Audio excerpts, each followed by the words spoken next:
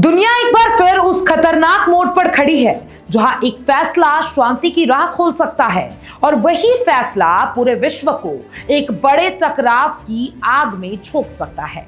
America और Iran के बीच बढ़ता तनाव अब सिर्फ खबर नहीं रह गया, बल्कि एक ऐसा संकट बन चुका है जिस पर हर देश की नजर टिकी हुई है। हाल ही में डोनाल्ड ट्रंप के बयान ने इस तनाव को और हवा दे दी है, जिसमें उन्होंने ईरान के नए प्रस्ताव पर साफ तौर पर संदेह जताते हुए कहा, इसे स्वीकार करना बेहद मुश्किल होगा क्योंकि ईरान ने अपने पिछले कृत्यों की अभी तक कोई बड़ी कीमत नहीं चुकाई है। यह बयान सिर्फ एक राजनीतिक प्रक्रिया नहीं है, बल्कि उस गहरे अविश्वास की झलक है जो पिछले कई दशकों से अमेरिका और ईरान के रिश्ते को मजबूत कर रहा है। ट्रंप ने अपने सोशल मीडिया प्लेटफॉर्म पर कहा वो जल्द ही ईरान के प्रस्ताव की समीक्षा करेंगे, लेकिन उन्हें पहले से ही लगता है ये प्रस्ताव स्वीकार्य योग्य नहीं है। उन्होंने ये भी कहा कि पिछले 47 वर्षों में ईरान ने दुनिया और मानवता के साथ जो व्यवहार किया है उसके लिए अभी तक उसे जवाबदेह नहीं ठहराया गया है। जब ट्रंप एयरफोर्स वन में पत्रकारों से बात कर रहे थे, तभी उन्होंने यही संकेत दिया कि उन्होंने अभी प्रस्ताव को पूरी तरीके से नहीं देखा है, लेकिन उनका रुख पहले से ही सख्त नजर आ रहा है। उन्होंने कहा वह प्रस्ताव को ध्यान से देखेंगे और उसके बाद ही कोई अंतिम फैसला लेंगे। ये दिखाता है कि अमेरिका इस मुद्दे पर बहुत सावधानी से आगे बढ़ रहा है, लेकिन साथ ही उसकी सोच पहले से ही काफी स्पष्ट है। ईरान की ओर से भेजा गया ये प्रस्ताव 14 बिंदुओं पर आधारित बताया जा रहा है, जिसमें साफ तौर पे युद्ध खत्म करने की व्यापक योजनाएं बताई गई है। इस प्रस्ताव का मकसद सिर्फ अमेरिका और ईरान के बीच तनाव कम करना नहीं है, बल्कि पूरे क्षेत्र में शांति स्थापित करना है, जिसमें लेबनान से जुड़े मुद्दे भी शामिल हैं। ईरान ने अपने प्रस्ताव में साफ कहा है कि वह किसी भी अस्थायी युद्ध विराम में विश्वास नहीं रखता। उसका कहना है कि अगर कोई समाधान निकले तो वह स्थायी होना चाहिए और 30 दिनों के भीतर लागू किया जाना चाहिए। यह एक बड़ा और साहसिक दावा है, लेकिन इसे लागू करना आसान नहीं होगा, खासकर तब जब दोनों देशों के बीच भरोसे की भारी कमी हो। सुरक्षा के मुद्दे पर ईरान ने कई बड़ी मांगे रखी है। उसने अमेरिका से मांगा है कि भविष्य में किसी भी सैन्य हमले को रोकने की गारंटी दी जाए। इसके साथ ही उसने मध्य पूर्व से पूरी तरीके से वापसी की बात भी कही है। ये मांग सीधे तौर पर अमेरिका और रणनीतिक स्थिति को चुनौती देती है, क्योंकि मध्य पूर्व में उसकी सैन्य मौजूदगी उसकी शक्ति का एक बड़ा हिस्सा है।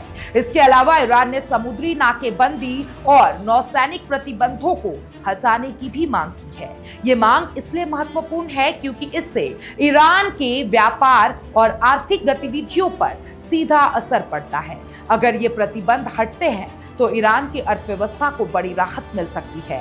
आर्थिक मोर्चे पर भी ईरान ने सख्त रुख अपनाया है। उसने कहा है कि अमेरिका और अन्य देशों द्वारा लगाए गए सभी प्रतिबंधों को हटाया जाना चाहिए। इसके साथ ही उसने अपने फ्रीज किए गए फंड्स को वापस करने और आर्थिक नुकसान के लिए मुआवजा देने की भी मांग की है।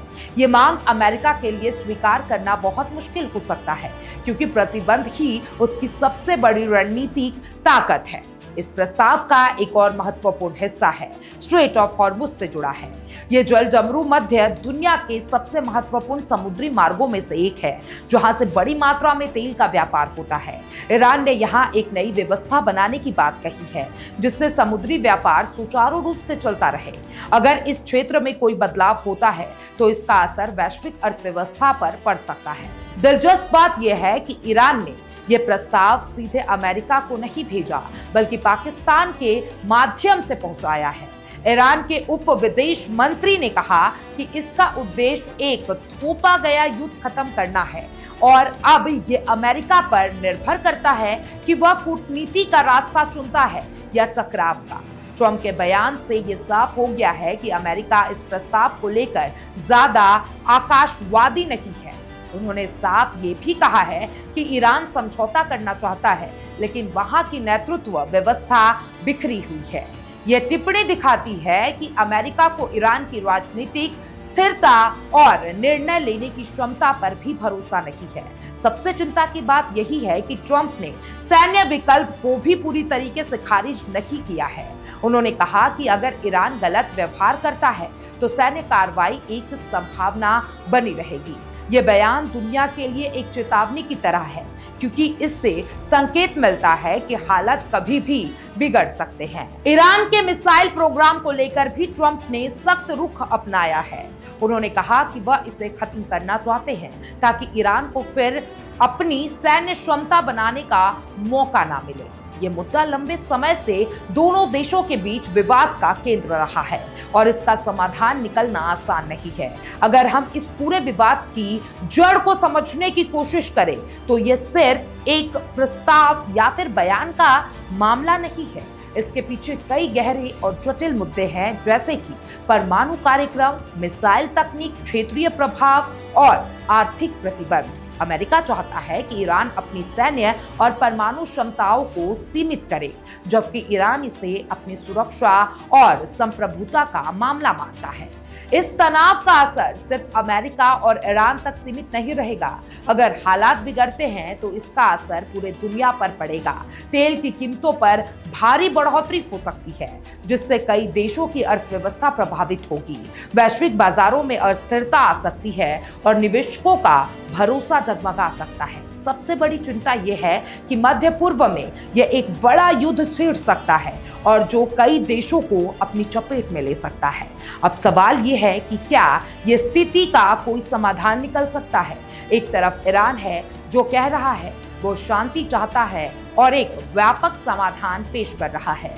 दूसरी तरफ अमेरिका है जो कह रहा है कि वो बिना भरोसे के कोई समझौता नहीं करेगा।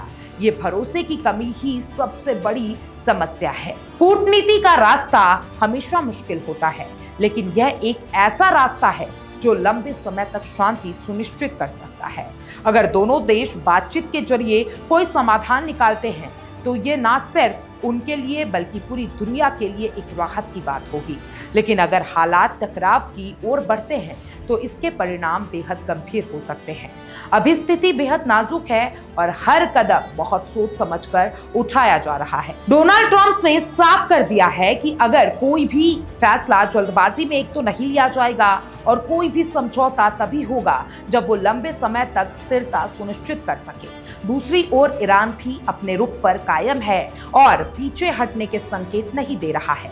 आने वाले दिनों में ये साफ हो जाएगा कि यह प्रस्ताव शांति की दिशा में एक कदम साबित होगा या फिर एक नए संघर्ष की शुरुआत। फिलहाल पूरी दुनिया की नजरें इस बात पर टिकी है कि अमेरिका क्या फैसला लेता है और ईरान उसका क्या जवाब देता है, क्योंकि इस बार दांव सिर्फ दो देशों के बीच नहीं है बल्कि पूरी दुनिया की स्थिरता और शांति इसमें जुड़ी हुई है।